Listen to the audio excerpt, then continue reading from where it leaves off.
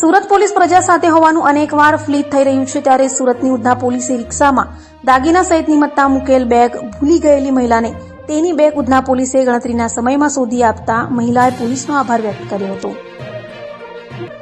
સુરત શહેર police commissioner Anupamsinh Gehlot તથા ખાસ police commissioner sector 1 Wabang Jamir તથા નાયબ police commissioner zone 2 Bhagirath Gadhvi તથા નાયબ police commissioner C division Chirag Patel નાઓએ લૂંટ, સ્નેચિંગ તથા મિલકત સંબંધી બનતા ગુનાઓ બનતા અટકાવવા તેમજ બનેલ ગુનાઓ ડિટેક્ટ કરવા સારું જરૂરી સૂચનો આપી હતી.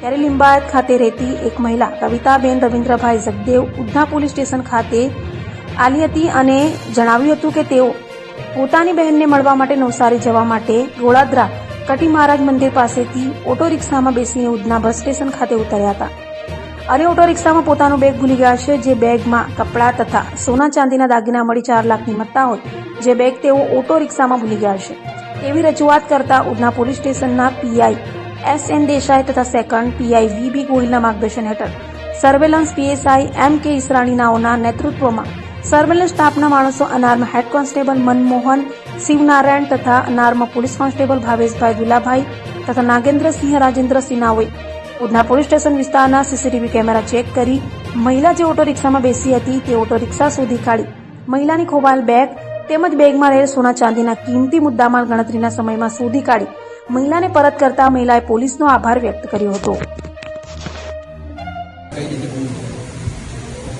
मैं आसपास नेर से उधना डेपो जाने के लिए निकली थी, तो मेरा पूरा सामान सोना गहना रिक्शे में रह गया था.